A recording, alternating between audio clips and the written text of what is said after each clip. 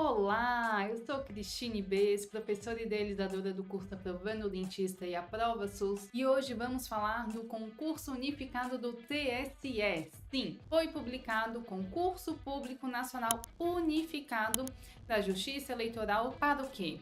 Para o provimento de vagas e a formação de cadastro de reserva, ou seja, tipo uma lista de espera, em cargos de analista judiciário e de técnico judiciário. Nosso foco principal hoje aqui vai ser para o cargo de analista judiciário na área da odontologia, sim, para os princípios. Vamos ver os pontos mais importantes no edital nesse concurso para dentista. Logo na primeira página, nós vemos que esse concurso terá 4 fases. A primeira, de prova objetiva, que vai ter caráter eliminatório e classificatório para todos os cargos. Cris, o que significa isso? Caráter eliminatório quer dizer que se não atingir ali uma certa nota, vai ser eliminado, não vai estar na lista dos classificados. E para todos que atingirem a nota, vão estar na lista dos classificados e se classificar de acordo com a nota. Segunda etapa é a prova discursiva de caráter eliminatório e também classificatório, mas neste caso apenas para os cargos de analista judiciário, e aqui entrarão também um cargo ali para odontólogo. Terceira etapa é o teste de aptidão física. Este é apenas eliminatório, não classifica, mas ele é somente para o cargo de técnico judiciário, aqui não entrarão os odontólogos. E a quarta etapa é a avaliação de títulos de caráter classificatório, ou seja, não elimina ninguém. Quer dizer que se você não tem título, você não vai ser eliminado, você pode zerar essa etapa, porque ela não é eliminatória, ela é apenas classificatória. E aqui apenas para os cargos de analista judiciário, e entra a odontologia neste cargo também. E ele aponta que quem for nomeado vai estar subordinado ao regime jurídico dos servidores públicos civis da União, então será estatutário, não é CLT. Lá na página 6 vemos uma página muito importante pra gente, né? O cargo 14 é o analista judiciário na área de apoio especializado. E qual especialidade? Odontologia. E qual que é o requisito, ou melhor, a gente entende como pré-requisito para poder ser nomeado? É o diploma devidamente registrado de conclusão de curso superior em odontologia, fornecido por instituição de ensino superior reconhecida pelo MEC, e o registro no órgão de classe, ou seja, o nosso CRO. E Cris, o que o analista judiciário da odontologia vai fazer? E ele aponta aqui a descrição das atividades. É diagnosticar e tratar as afecções bucais e dentárias, promover ações odontológicas preventivas e curativas integradas, e também executar perícia odontológica individual, atuar como componente de juntas odontológicas, orientar e supervisionar as equipes administrativas e de saúde em atividades específicas. E outro ponto muito importante é o salário, né? Ele aponta aqui remuneração inicial, sim, temos ali algumas progressões adicionais, enfim. Remuneração inicial, R$ 13.994,78 para uma jornada de trabalho de 30 horas semanais. Tá bom demais, né? Escreve aqui no comentário quem acha que o salário tá valendo a pena. Eu acho que tá, com certeza. Em seguida, vemos os requisitos básicos para a investidura no cargo, que obviamente inclui ser aprovado neste concurso público, ter a nacionalidade brasileira ou portuguesa ali com os adendos, estar em gozo dos direitos políticos, estar quite com as obrigações militares aqui pro sexo masculino, estar quite com as obrigações eleitorais, possuir o requisito exigido para o exercício do cargo conforme o item 2 desse edital. E o que seria isso? Ter o diploma de odontologia, ter a idade mínima de 18 anos completos na data da posse. Isso pra gente é muito fácil, né? Porque é muito difícil se formar na faculdade sem ter 18 anos. E ter aptidão física e mental para o exercício das atribuições do cargo na área e na especialidade. E sobre as vagas e lotação. Tanto as vagas quanto as lotações estão distribuídas conforme o anexo 1, que vamos mostrar aqui mais pra frente, mas temos em todo o Brasil. E os candidatos candidatos serão lotados de acordo com as normas internas dos tribunais eleitorais participantes, observada estrita ordem de classificação no certame. Ou seja, cada tribunal eleitoral vai apontar ali qual será a lotação do candidato. E algo muito interessante aqui no item 4.3 é que ele aponta que os tribunais eleitorais poderão autorizar o aproveitamento do candidato habilitado para nomeação em outro órgão do Poder Judiciário da União, desde que na mesma localidade, respeitada a ordem de classificação e considerada conveniência administrativa, ou seja, a administração tem que querer, não basta apenas o candidato querer. Com observância da identidade do cargo, as respectivas atribuições e competências e também os requisitos de habilitação acadêmica e profissional exigido e do expresso interesse da pessoa candidata. Então, a administração tem que querer, o candidato tem que querer e tem que ter ali a habilitação para exercer aquele cargo. Mas, Cris, quais são os órgãos do Poder Judiciário da União? No artigo 92 da Constituição Federal, ele aponta, órgãos do Poder Judiciário, e ele levanta Supremo Tribunal Federal, Conselho Nacional de Justiça, Superior Tribunal da Justiça, Tribunal Superior do Trabalho, tribunais regionais federais e juízes federais, e aponta outros tribunais e juízes também. E sobre a inscrição, para o cargo de analista judiciário terá uma taxa de R$ 130, sendo que a inscrição é feita somente via internet no site da banca organizadora, que é o Sebrasp, sendo que o candidato pode sim se inscrever até 2 cargos, sendo um de analista judiciário e um de técnico judiciário, não pode ser 2 de analista, por exemplo, pois estes serão as provas aplicadas em turnos distintos, um pela manhã, outro pela tarde, por exemplo, sendo que pode sim também optar em cada inscrição pelo tribunal eleitoral ao qual concorrerá, podendo ser órgão distinto para cada um dos cargos objeto ali da opção da inscrição. Sendo que se você se inscrever para um cargo, mas quiser alterar para outro, fazer alguma alteração na inscrição, vai ser considerada como válida somente a última alteração realizada. E sobre a isenção nessa taxa de inscrição, o edital aponta que haverá isenção total, ou seja, sairá de graça no valor da taxa de inscrição, e resumidamente serão aqueles que estão inscritos no CAD único, que é o Cadastro Único para Programas Sociais,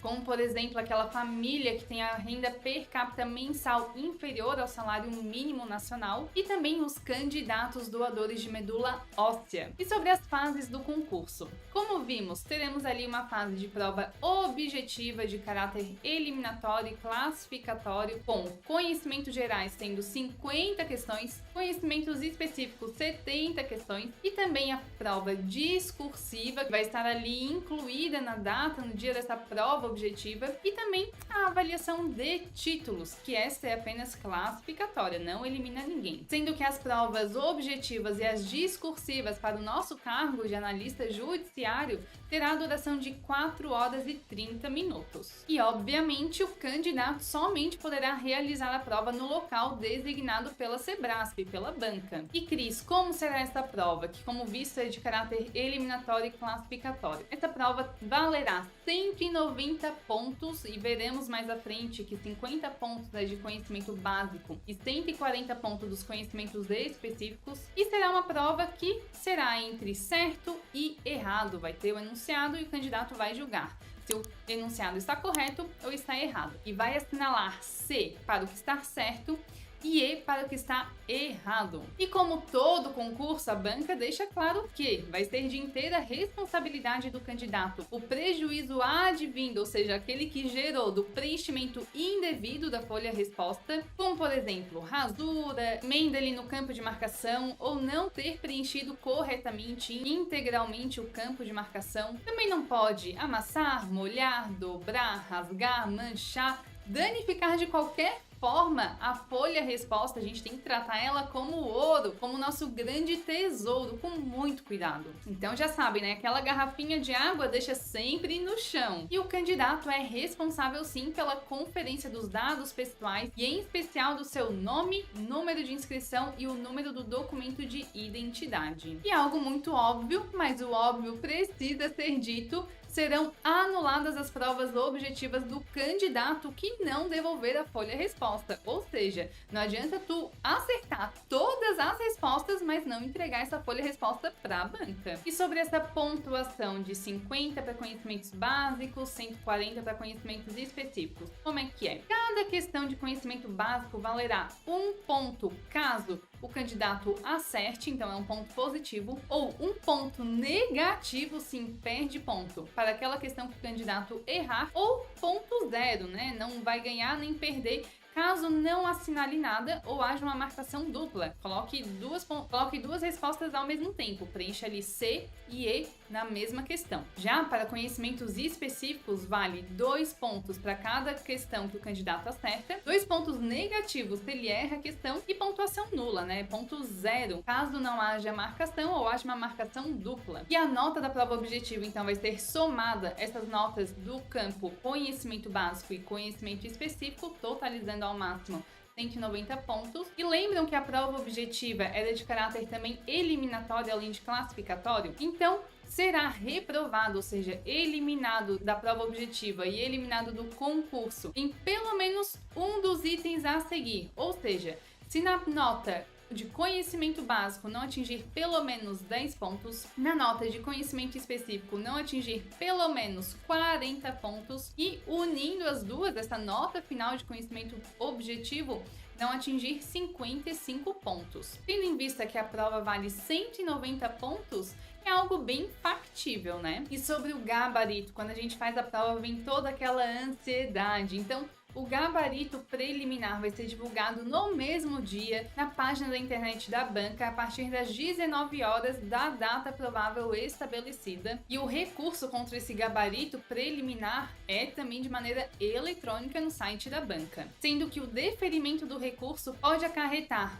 em anulação do item ou alteração do gabarito. Por exemplo, o gabarito preliminar era C de certo e eu quero alterar para E de errado. Então a banca ainda deixa claro que se o recurso resultar em anulação, a pontuação desse item vai ser atribuída a todos os candidatos, independente de terem recorrido ou não. Então, se cada questão vale 2 pontos, aquela questão que for anulada, todos os candidatos do concurso receberão esses 2 pontos, não apenas quem entrou com recurso. Já se tiver uma alteração de gabarito, vai ganhar o ponto aquele que tiver o gabarito definitivo acertado. E neste mesmo dia haverá a prova discursiva. Esta vai valer 50 pontos e será uma redação de texto dissertativo de até 30 linhas. Sobre qual tema, Cris? O que eu vou ter que escrever? Algo que a gente conhece bem, né? É a respeito do tema relacionado ao conhecimento específico do cargo, área e especialidade. Ou seja, muito provavelmente vai ser ali sobre a odontologia. E essa prova discursiva vai ser submetida a 2 avaliações. Uma em relação ao conteúdo, se você realmente sabe do que você está falando sobre o tema abordado, e outro, claro, sobre o domínio da língua portuguesa. E a pontuação mínima da redação para não ser eliminado são 25 pontos, ou seja, 50% da prova discursiva. E sobre a avaliação de títulos, serão convocados aqueles candidatos que forem classificados, né, nessa prova discursiva. Então, aprovaram na objetiva, aprovaram na discursiva, estes sim serão seus títulos analisados. Então, obviamente, quem não for convocado para a prova de títulos será eliminado e não vai ser classificado no concurso. E essa avaliação do título valerá no máximo 10 pontos, ainda que a soma dos valores ultrapasse 10 pontos, e somente serão aceitos os títulos expedidos até a data desse envio. E Cris, quais são as pontuações da titulação? Doutorado vale 2,7 pontos, mestrado 1,5 pontos, especialização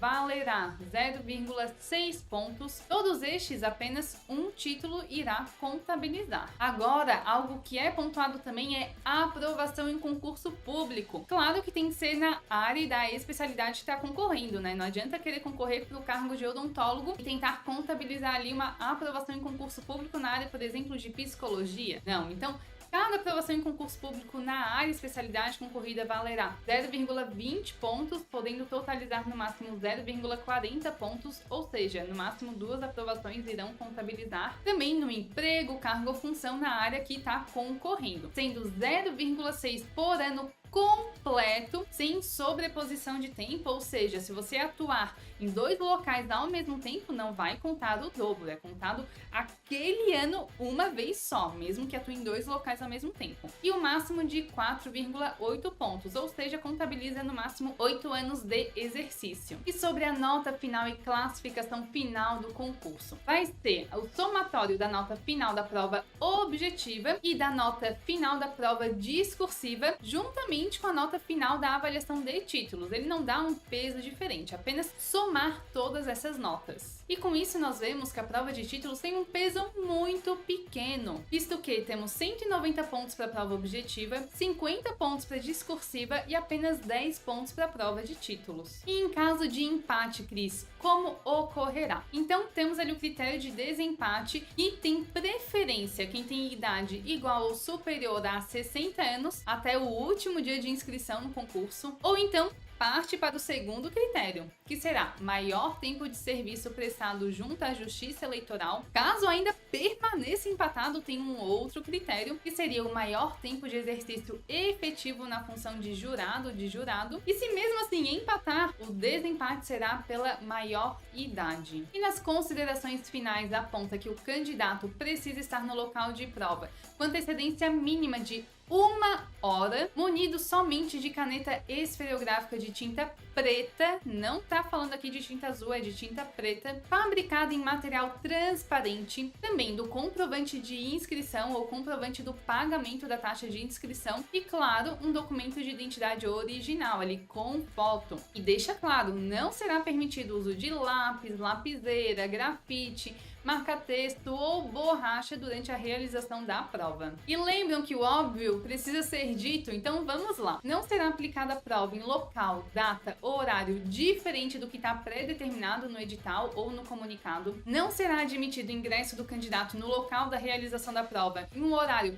após aquele fixado para o início. O candidato deve permanecer obrigatoriamente no mínimo 1 hora após o início de realização da prova. E caso o candidato queira levar consigo o caderno de prova, ele tem que permanecer até os últimos 15 minutos anteriores ao horário determinado para o término da prova. E atenção aqui, será eliminado do concurso aquele candidato que durante a realização da prova for surpreendido portando o quê?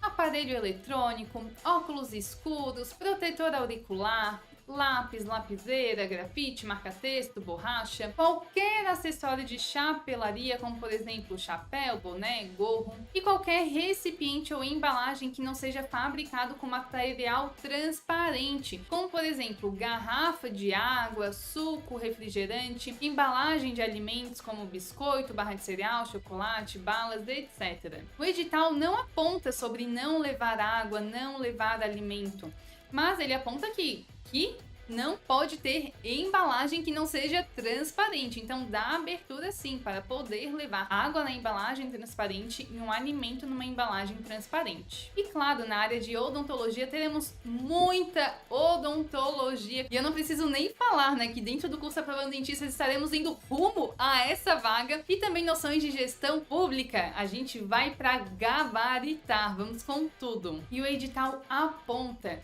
qual é o tribunal, que aqui envolve vários TREs de diversos estados e também o TSE, cadastro de reserva, que é como se fosse uma lista de espera, ou seja, a instituição não tem obrigatoriedade de chamar, mas saibam, chamam sim e muito. E apontam também ali onde a vaga, que neste caso há já uma vaga estipulada, ou seja, é obrigatório chamar pelo menos ali esta uma vaga do TRE do Ceará. E especifica ainda, né, o que é ampla concorrência, pretos e pardos, pessoa com deficiência, indígena, enfim. Então, para termos ali uma chance de classificação, precisamos estar entre os 30 primeiros. E algumas datas importantes. O período de inscrição será do dia 4 de junho ao dia 18 de julho e a aplicação da prova objetiva e discursiva será no dia 22 de setembro de 2024, sendo que o período de recurso é do dia 25 a 26 de setembro, mas não é o dia todo não. Começa às 10 horas do dia 25 e vai até às 6 da tarde do dia 26.